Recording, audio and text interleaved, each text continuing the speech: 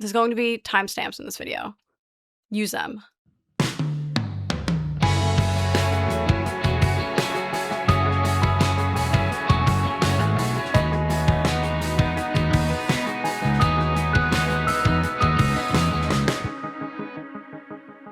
Warm lighting on the camcorder because I saw Backrooms last night. Backrooms was so good. You have to see Backrooms. I was up in the air as to whether I wanted to see Backrooms or Obsession. And my mom texted me yesterday morning, and said that Obsession was really good. So I was like, I know from a reliable source that Obsession was good. Maybe we should just go see Obsession. But I was way too intrigued by the Backrooms. As a fan of the original short film, I was so curious to see how they were going to make it into a full length. Because what worked so well for the Backrooms was how vague it was. So I'm like, how are they going to put like a story to this? It's awesome.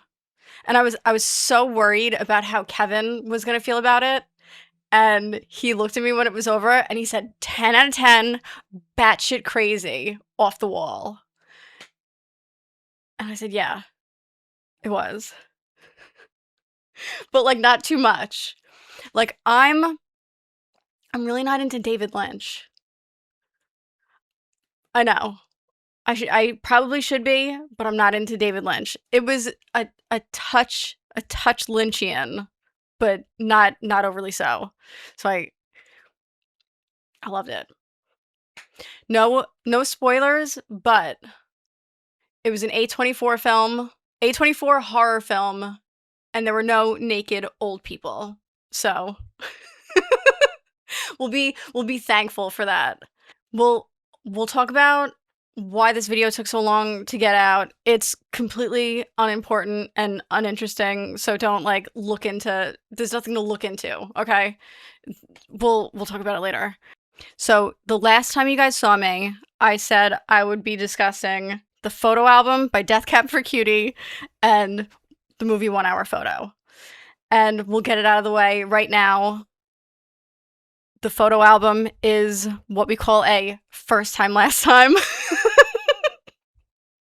The first time I listen to it will also be the last time I listen to it.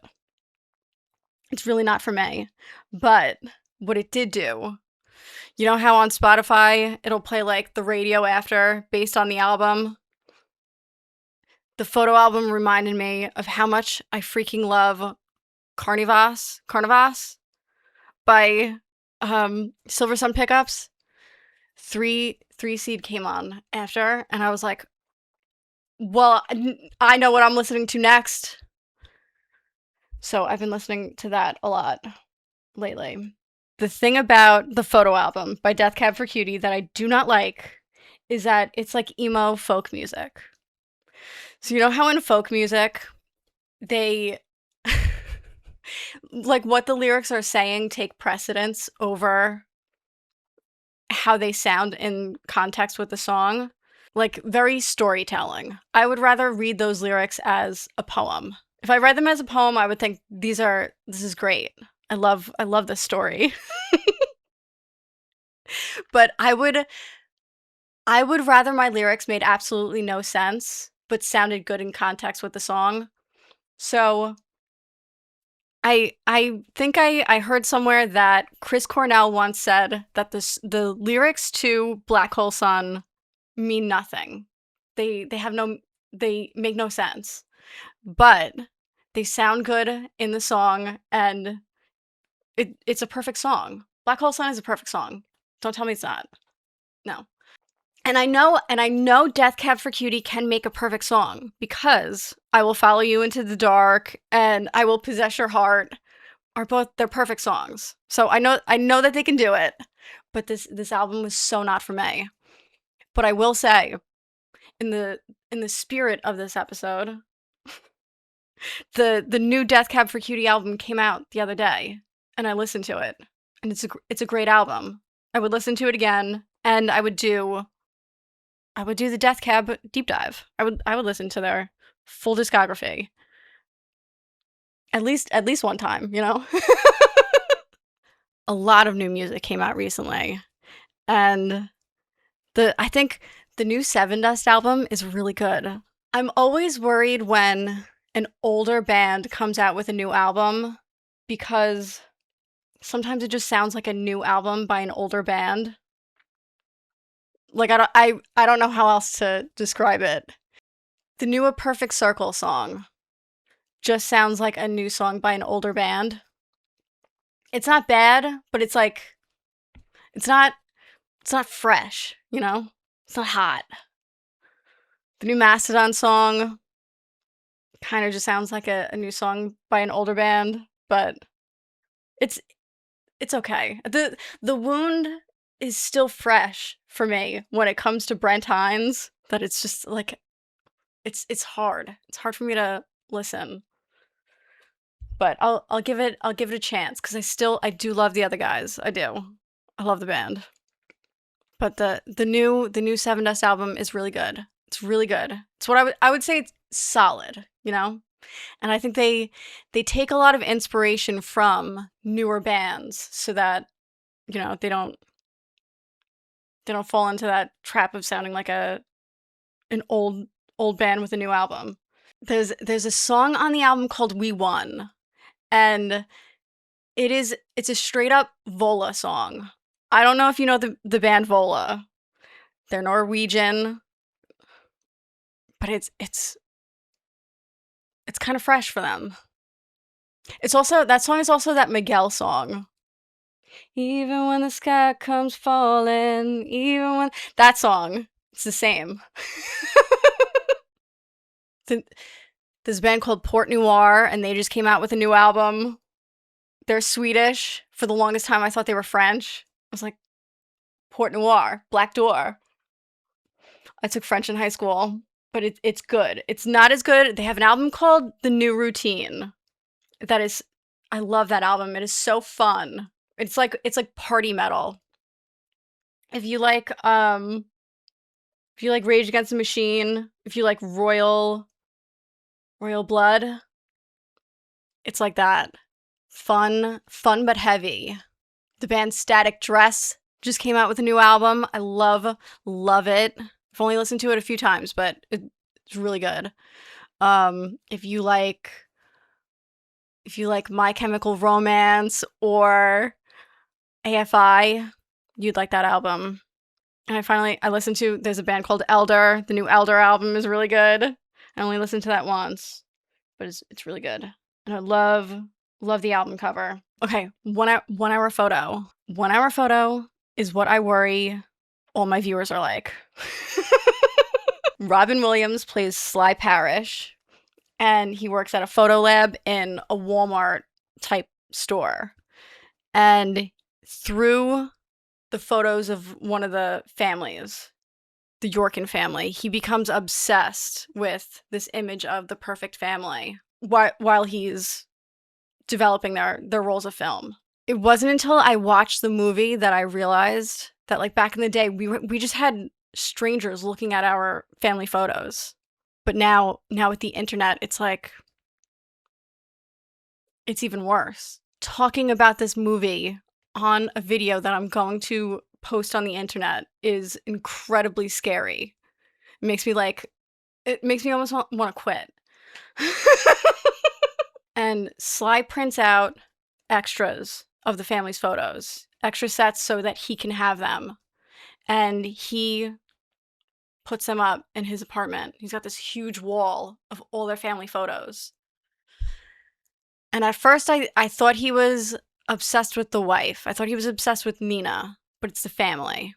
He's obsessed with the image of the perfect family. Okay, spoilers if you haven't seen the movie. Okay, so while he's working at the lab, he recognizes this woman, Maya, from the Yorkin family photos.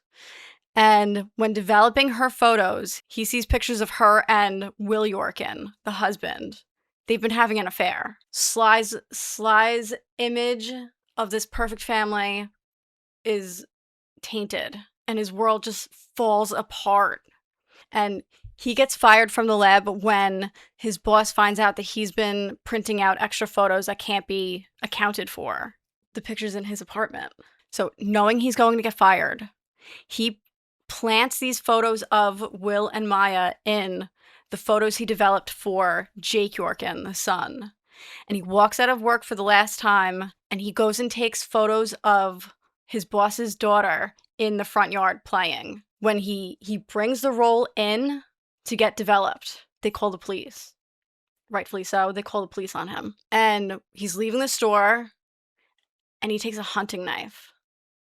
And he goes and tracks down Will and his mistress. They're having a rendezvous in a hotel room. And he makes them take humiliating photos. And when the police get to Sly,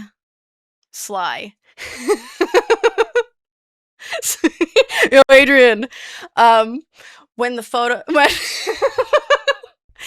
when the police get to Cy and bring him in for questioning, we find out that Cy had a similar situation happen to him when he was a kid.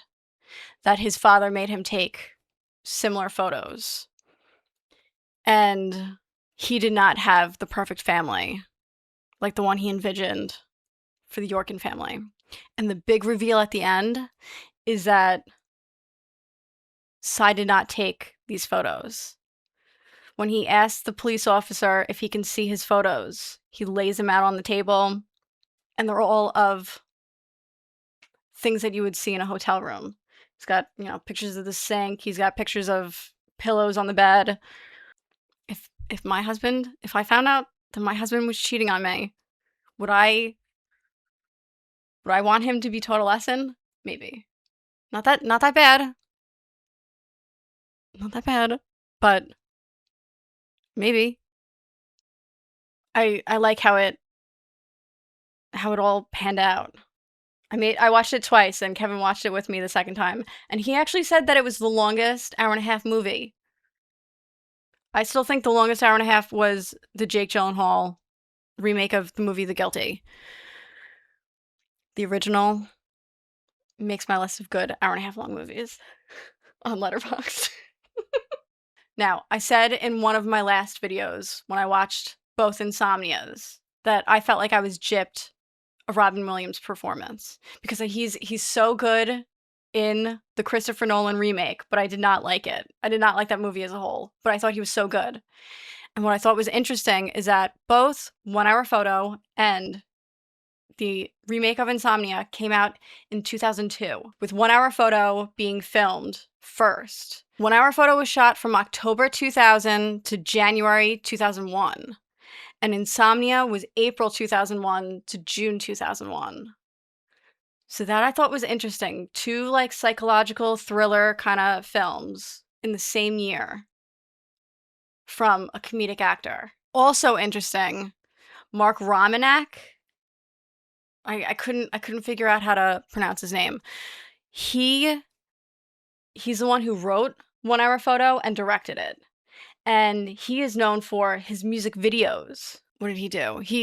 Jay-Z 99 Problems, In Vogue Free Your Mind, Audio Slave Cochise, Lenny Kravitz, Are You Gonna Go My Way, Fiona Apple Criminal, Linkin Park Faint, 9 Inch Nails, The Perfect Drug, Johnny Cash Hurt.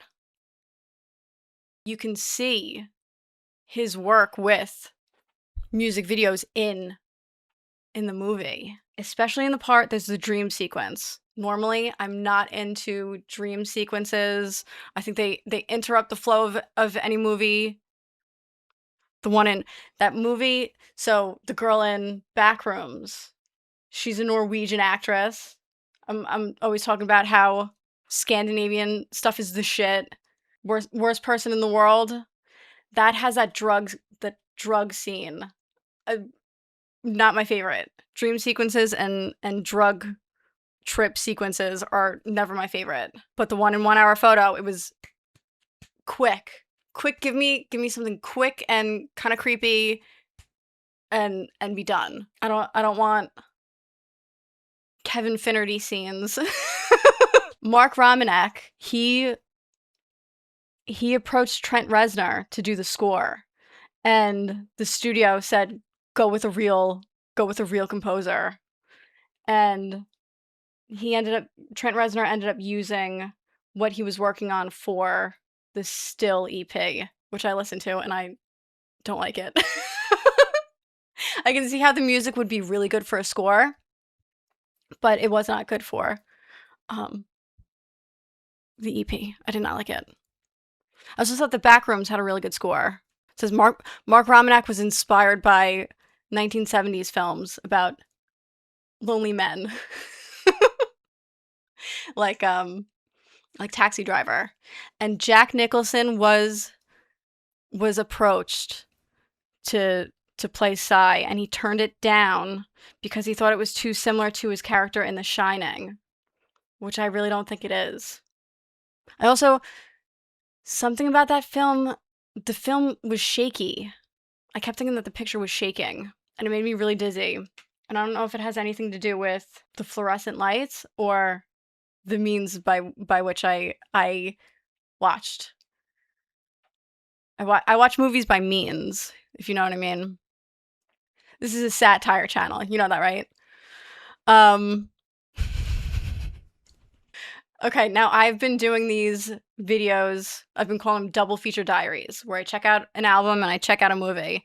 This may be the last one of its kind, but don't worry, we're doing something new in a similar vein. We're evolving. It's within the natural progression of the channel. The idea is to still do vlogs, and I want to take you guys along with me while I explore the subject at hand. And then at the end, I want to do more, not, I don't want to become an essay channel, but do a more planned out essay style video at the end, because I can't eliminate the possibility of such bangers like Frank Lloyd Wright salad from ever appearing on my channel. I still have to do the vlogs, okay? So one idea that I'm working on right now is exploring media that all have the same title. And right now I'm working on The Collector. In the video where I listen to With the Teeth, when I noticed the song The Collector, I thought about the Hollow Knight boss, The Collector. And then a bunch of other stuff called The Collector started just like popping up. There's a movie by the guys who did the Saw franchise that came up, and then this book. And there's a movie based on this book. I finished this book, and I'm gonna watch that movie next. But it got me thinking, how many pieces of media with the same title can I put together and see how if they connect in any way, if there's a similar theme, which I'm finding. Bugs, The Collector and Bugs. I don't know if this is where it originally comes from, or if it's from somewhere first. But it seems like it might come from this. I had a whole video filmed and I scrapped it because of technical difficulties. And in that video, I took you guys along with me. I gave real-time thoughts on the book, and that's kind of the idea. I want to take you guys with me, and hopefully I give you guys enough time. If you want to check out the media, you go along with me. I hope it's not too much to ask, but I think it's gonna be fun, even if nobody does. This is for me. Sorry. At the end of the day, this is for me. But I do hope that you guys would want to. It may not be the goal of every deep dive to do media with the same title, but that's what got the ball rolling. And even this, because this book has inspired a whole new deep dive of its own. Now let's talk about The Collector, the book. The Collector is also what I worry my audience is like. So The Collector is about a lonely man named Frederick Clegg who collects butterflies. And he becomes obsessed with this young art student named Miranda.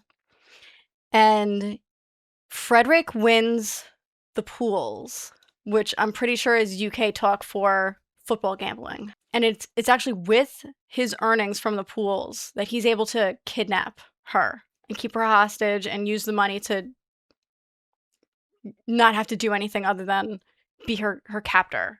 The book is mostly in two parts. It's really four, but the majority of the book is two parts. His part and then her diary entries. And his part I loved. I blew through it. You know, it's like being in the mind of a maniac.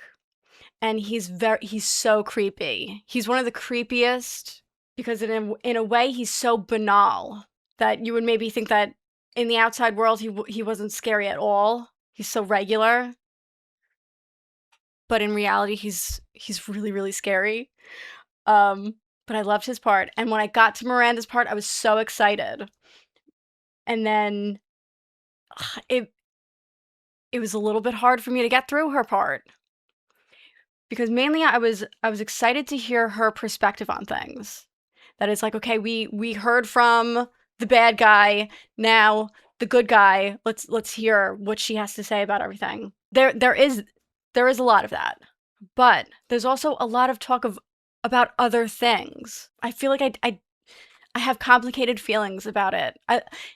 I I love the book. I think it's a great book, but I have complicated feelings now that it's finished. She talks a lot about like classism and religion and war. She talks about a lot of other pieces of media, which has inspired me to because I want to fully understand this book. I'm going to do the deep dive. I'm going to read the things that she reads in the book. In some ways, I love Miranda, and in some ways, I hate her.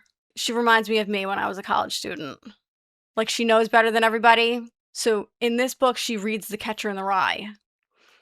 And she keeps telling Frederick that she really wants him to read it because she thinks he's like Holden Caulfield. But I kept thinking she was so Holden Caulfield. But she spends a lot of time talking about this one particular character who she knows in the outside world. And the way that she frames it is that she doesn't want to forget what life was like outside. And it's like an escapism. So she dreams up about this man, GP. And I don't really know why there's so much about GP. I don't really like GP. He's an older man who teaches her about what good art is and what bad art is. And I don't like him. I don't know if you're supposed to like him. That's what I'm struggling with the most about this book, is why harp on GP so much. And her relationship with Frederick. The way I kind of see it is as like a Stockholm syndrome kind of a thing. So this is a work of fiction. Does it have to be realistic? No. But her relationship with Frederick has inspired me to want to pick up something from a real kidnap victim. So I have, coming from Libby, J.C. Lee Dugard's book. J.C. Lee Dugard. It's Nancy Grace. Because I want to compare and contrast. Also, the Elizabeth Smart book came out recently too. So maybe I'll do that one. Because Miranda's a captive woman written by a man in a work of fiction. Do you know what I mean? I want to know a woman who's held captive by a man, her first-hand account. Yeah, just complicated feelings. She talks about this book called A Room at the Top. She said it's disgusting. She hated it. I picked that up from Libby too. Just want to understand it. So on the back, it says that this is considered to be the first modern psychological thriller. And in some way, it's so not a typical psychological thriller because of all the other subject matter. You may have noticed my other books that I have here. These are for upcoming deep dives. I have Frances Bacon and Patricia Highsmith, her diaries and notebooks. I read that Patricia Highsmith, she raised snails. She raised a bunch of snails, and when she moved, she had to smuggle them under her boobs. And I said, Patricia Highsmith deserves a deep dive for that alone. It's funny how the collector deep dive brought out even more of the collector in me. I'm finding that through the collector deep dive that the collector is not always seen as a good thing. To me, I love being a collector, and I love other collectors. I love showing all my favorite things. I love when I happen to let somebody in my space, they can see they can see the things that I like, the things that inspire me. Besides the overconsumption thing that comes with collecting, I see it as a good thing. Also, I was like, "Oh, he collects butterflies." I love that. I have some taxidermy butterflies. He's a monster. So I had to completely scrap the video. I had a video ready, and when I listened to it back, my audio was deep fried. I completely forgot that that was happening the last time I filmed a video. My insomnia video got screwed and chopped because of bad audio. And I tried fixing the video in post, and I couldn't get it fixed. It was so bad. There were some spots where it was just like this section could be cut out, but then there were other I filmed whole days and just crazy crackling and distorted audio.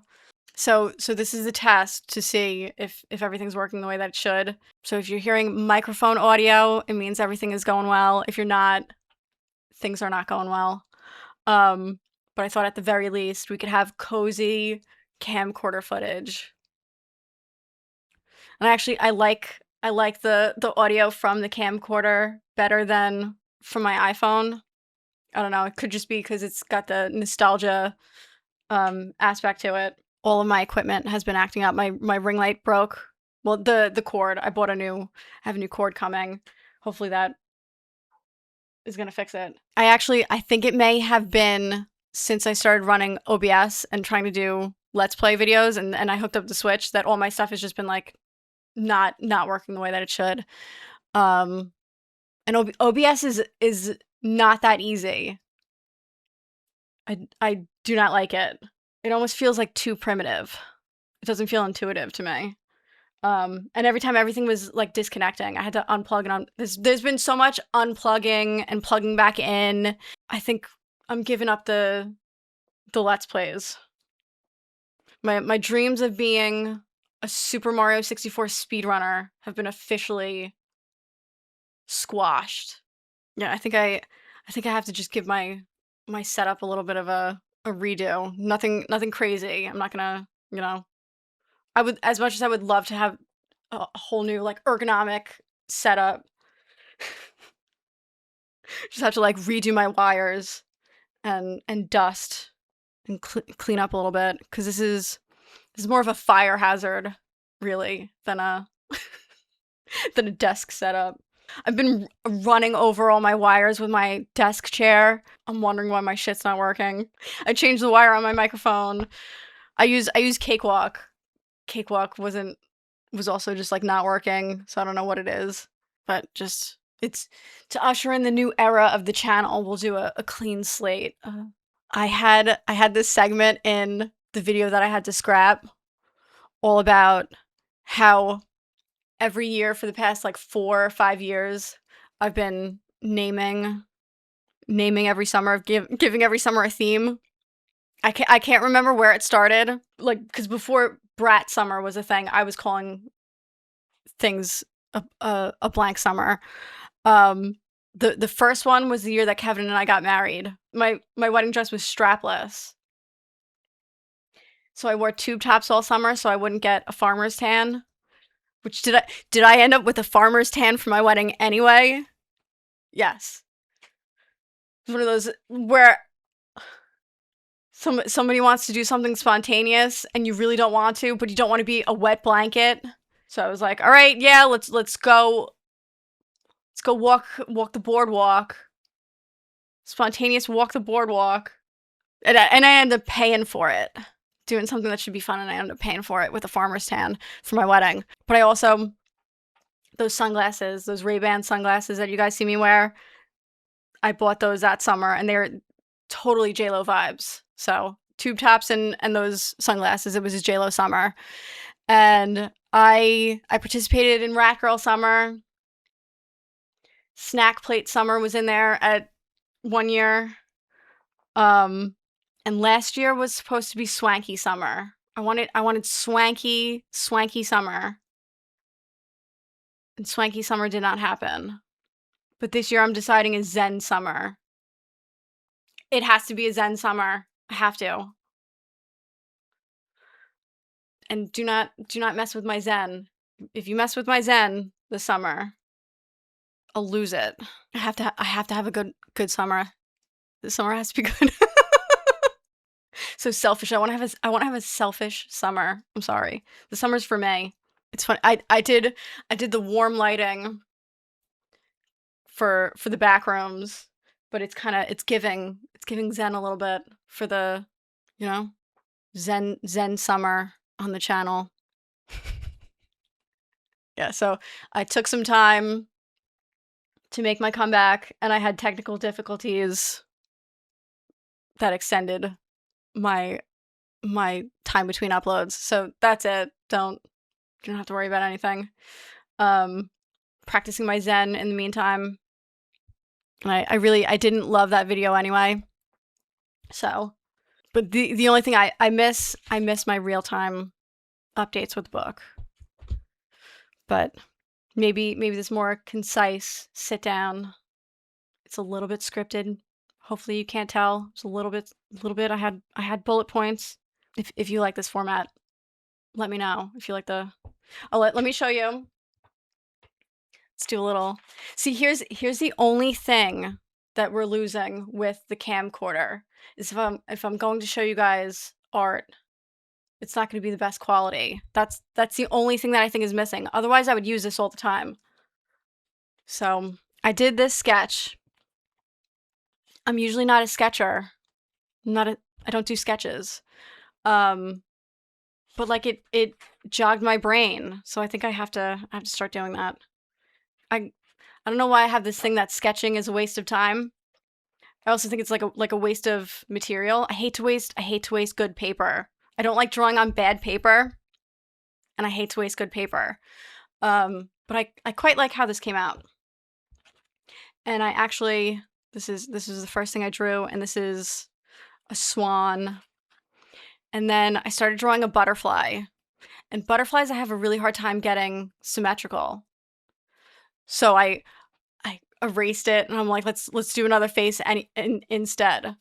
And it was like I still saw the butterfly, but also having the face here made it so that I was able to make the butterfly symmetrical, like using the features of the face, that I can get it symmetrical. And I really liked how she came out. And then I did, these are orchids, which I'm also planning a deep dive for The Orchid Thief. The Orchid Thief and the movie adaptation. That one I think is going to be really fun. So that's this. And then that turned into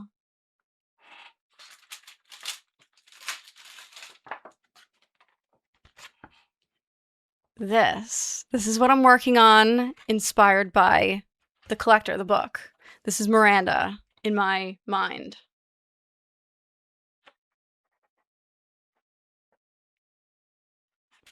It's really cool. I do kind of wish I was a little bit more intentional about my lines. Because now that I see, like, this side, with the eye all filled in, and this being a bit more simple, I think I would have liked that. But I could do another one. I would do another one. If I keep doing the deep dive and just more work inspired by it, that's nothing wrong with that. And I've been using a bunch of different art supplies. Usually I'm just a pen girl, But this, I obviously did colored pencil first, and then I bought those acrylic paint markers, or acrylic paint pens, really. These like really fine ones, fine tip, so that I can do line work with them. It's really, it's cool. A little bit branching out, but still being able to do like the same thing. And this, if you're an OG on the channel, you'll remember when I got those tubes of acrylic wash. So the wash in the background. I wanted to, this is where I came up with what I wanted Miranda to look like. I did this one first. And I was thinking about doing like a more like natural color with the alcohol markers, and do more color, not like a flat color kind of a thing. But when I did it, I was like, this is not me. I can't do that. And I did this, and I loved this like oil green, olive green color.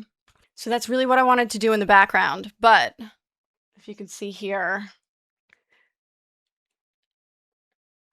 what I do is I print out, I don't know if you can see it here. Yeah, you can see some of it. I drew it up on tracing paper, and then I print it out on my G-Clay printer. This is on Canson mixed media paper. And the first attempt I did that I wanted to have that alcohol marker in the background, it came out so streaky. So I decided to pull out the gouache, and I did just a quick wash of gouache to fill in.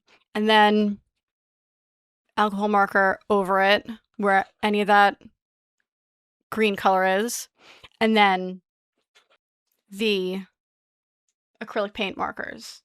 Anywhere you see like the orange and this really like bluey white, there's a little bit of purple in there. The eyes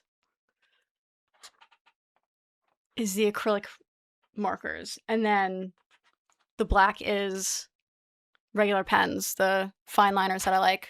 Oh, here's all my ones that I'm using.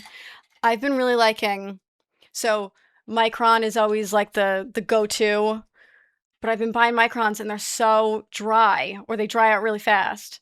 These are King Art. I get these at Walmart. I like these a lot.